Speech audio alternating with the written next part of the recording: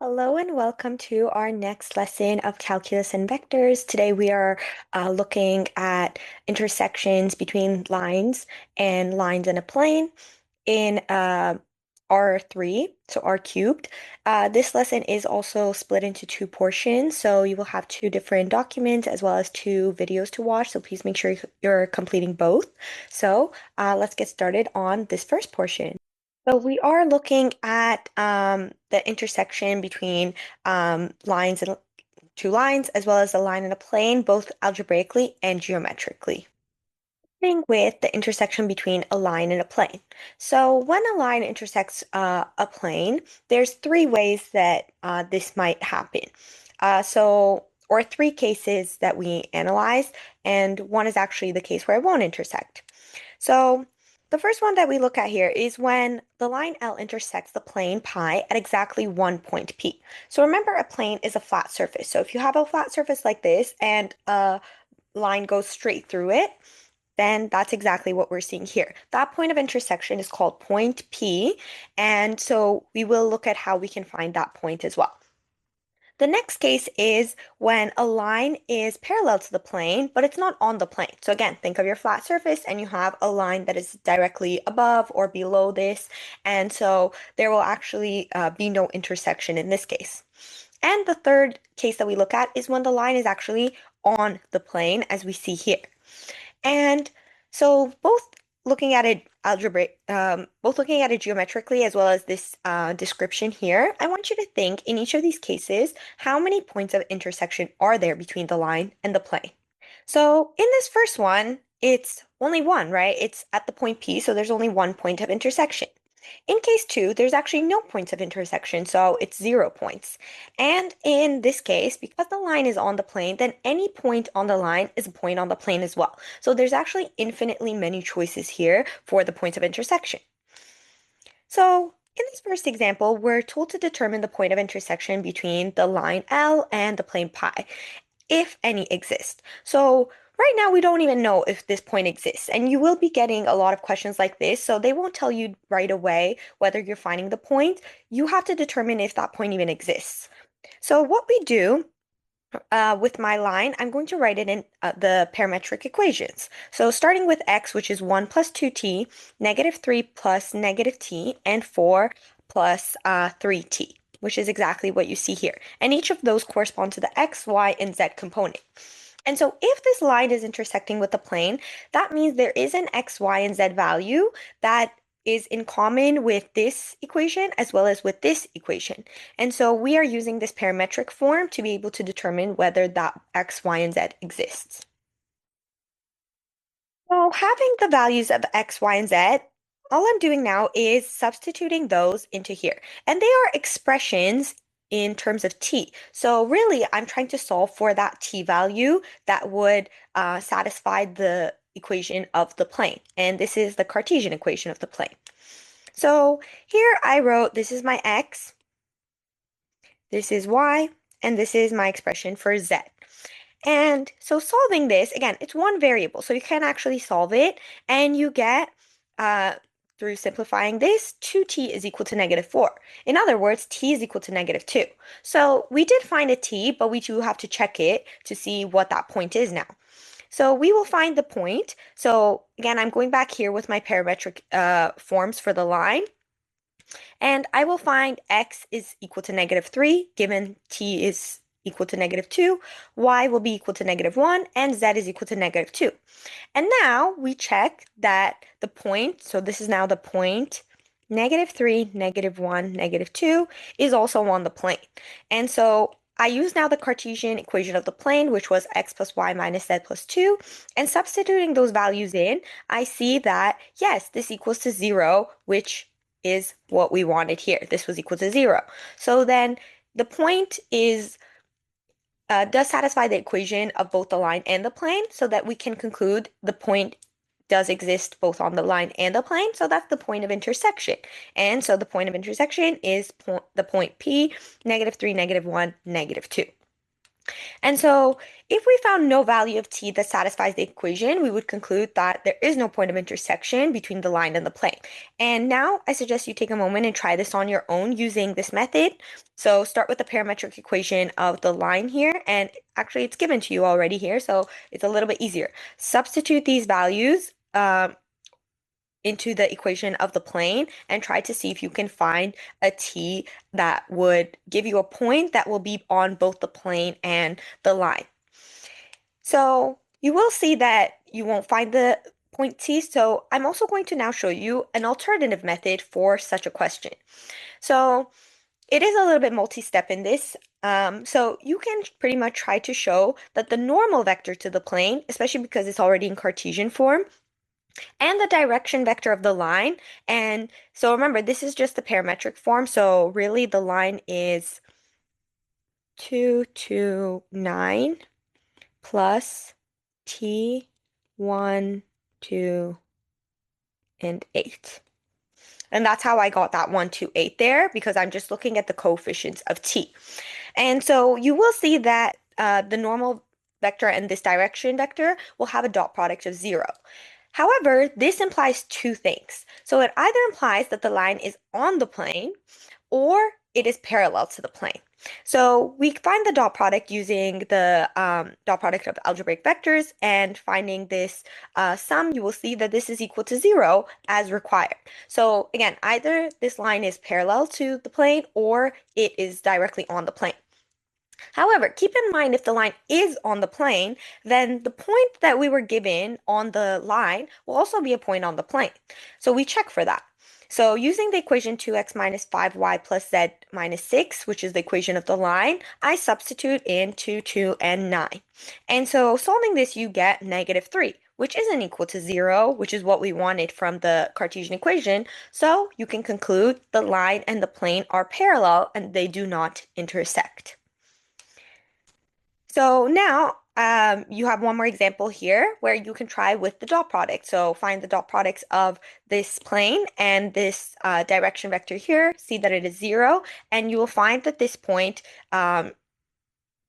will actually be on the plane. So then you actually, in this case, conclude that this line is on the plane because the dot product gave you a value of 0, and this point on the line is on the plane, which means any point on the line will be on the plane as well.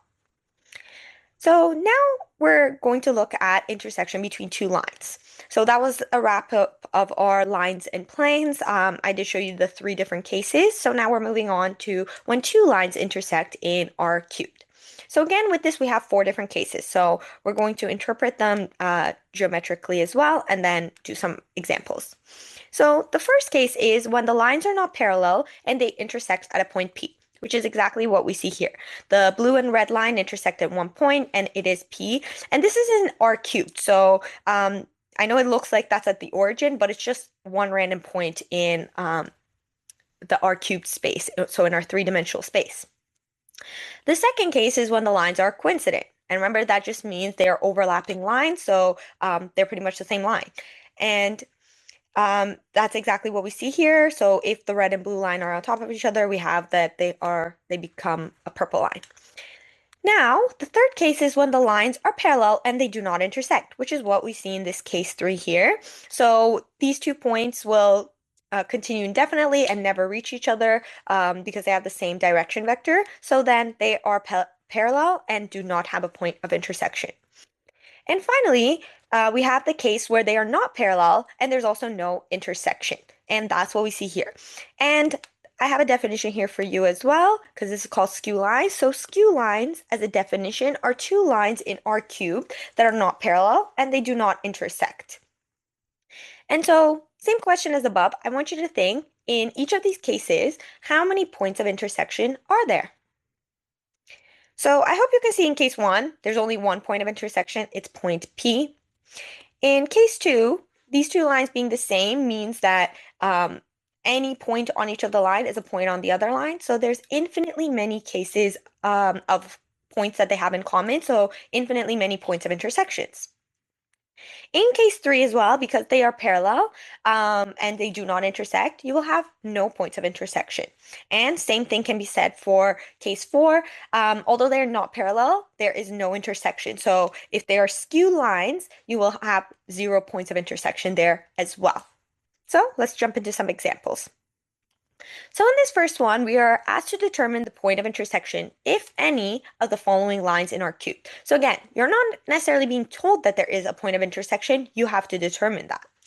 So what we do, first we do a check. So we look at the direction vectors of the two. So M1 is 2, -1, 3, and M2 is -1, 0, 1. So these are not scalar multiples. So right away we know they are not parallel. So going back to here, so it's not this case. So, and it's not this case because if they were the same line, they would have the same direction vector. And so it's one of case one or four. So either they have one point of intersection or they're skew lines. So what we do now is we set up the parametric equation of both of the lines. So this is L1 and we have X, Y, and Z.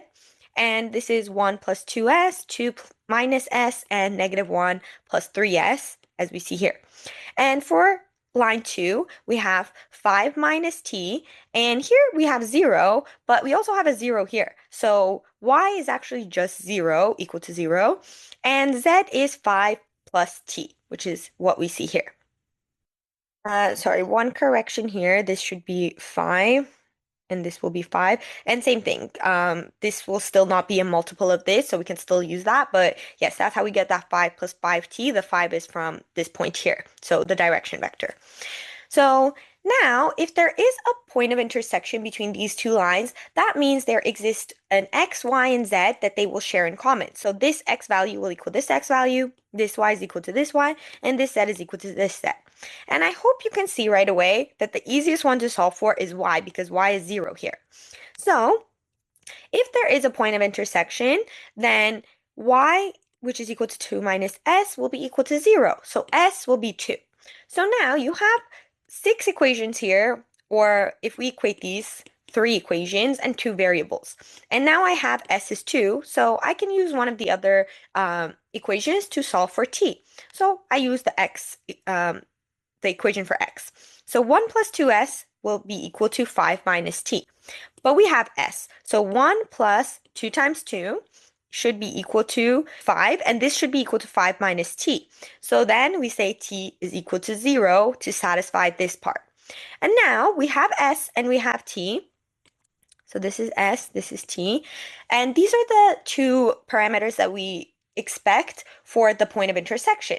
So that right away gives us z as well. So z being -1 plus 3s, using s is 2, will be equal to 5. And this is also equal to 5 plus 0 here because t was 0. So then these two equations are equal as well. Just to be safe, I do recommend doing one last check with all of them just to make sure the two x's are the same, the y's are the same, and the z is the same as well. And you will see that you will get 5, 0, 5, and that is your point of intersection. And we found the parameters at s is equal to 2 and t is equal to 0 produce this point of intersection. This is that check that I was mentioning as well. So you can definitely check this for yourself that if you substitute s for all of these, you get 5, 0, 5. And if you substitute t is equal to 0 here, you also get 5, 0, 5. Now, the next example, again, we are told to find the point of intersection if any of these two lines. So here we have the 2 points and our 2 direction vectors. So same as above, the first check we have to do is whether these 2 points, or sorry, these 2 lines are parallel. So this is the direction vector of line 1, M1, and this is the direction vector of line 2, M2. So 2, 1, -1, and 1, -2, 2 are not scalar multiples, so the 2 lines are not parallel. And again, we either have the case that there is a point of intersection and we're solving for the values of s and t that produce that point of intersection, or these two are going to be skew lines, which means they don't intersect. So again, I will set up the parametric equations here. So I have 1 plus 2s, 2 plus s, and 0 minus s, which is just -s. And from the second line, I have 3 plus t as my x, -1 minus 2t as my y, and 4 plus 2t as my z. So now again, I have two expressions for x, two expressions for y, and two expressions for z. And if there is a point of intersection, we would expect that these two expressions for x are going to be equal, the y's are going to be equal, and the z is going to be equal. So we test that. And again, start with the simplest equation you have. In this case, z being minus s, that's the easiest one for us to solve. So z is equal to minus negative s, should be equal to 4 plus 2t. So now, in this case, we're not actually finding scalar value, but we now have an expression for s in terms of t. So s is -4 minus 2t. So I can now use this expression to substitute into the other two components, so either x or y, and now I can actually solve it because I will have one variable here. So x is equal to 1 plus 2s, now substituting this expression, so -4 minus 2t. This will give us -7 minus 2t. And this should be equal to this other expression for x from line 2. So it should be equal to 3 plus t. And in this case, 3t is equal to -10, which means t is equal to -10 over 3. Now we go back, and you can just go back and use this expression you had for s, and you can solve for s because now you have your known value of t. So solving for that, you get s is equal to 8 over 3. So here, I'm showing you now the check that you do for all the components for each line. So using s, and now this is s, and this is t. And substituting these values in, you see that line 1 will give you 19 over 3, 14 over 3, and -8 over 3. And L2 will give you -1 over 3, 17 over 3, and -8 over 3. So we see that these 2 points, the point here and the point here, are not equal. So although we did find parameters s and t that through the different equations, it doesn't actually satisfy all 3 equations together. So the components do not match, and so we can conclude that the two lines which were not parallel have no point of intersection, and they are skew lines. And so, again, going back to if you're told if any, these are the two cases that you'll see. Either you will find s and t that will give you the same x, y, and z components for both lines, and you have a point of intersection, or you will find s and t, but the 2 points will not match, as we saw here, and so you will have 2 skew lines. Now, let's look at, go back here for a moment, because that's the end of our lesson. So the other 2 cases being these two, you do check the direction vectors for the 2 lines. If they are scalar multiples, then you have the case where they are either parallel or coincident. And same idea as with the intersection of a line and a plane. If they, if you find that the direction vectors are scalar multiples, then you just check one of the points. You check if the point on L1 is a point on L2, and if it is, then you have coincident lines. So you will have infinitely many points of intersection. So if you're told to find a point of intersection, then that one point from either line will be your answer. And the last case is if you check one point from line 1 on with the equation for line 2, and you see that it does not work there, then you will have the case that they are just parallel lines, and so they will have no point of intersection. And that was it for this lesson, so really short. But again, because the idea for this lesson is very different than the next part, I did want to separate them into 2 lessons and 2 videos. So please make sure you are getting some practice here for intersection of lines as well as a line and a plane. And I will see you shortly in the next lesson.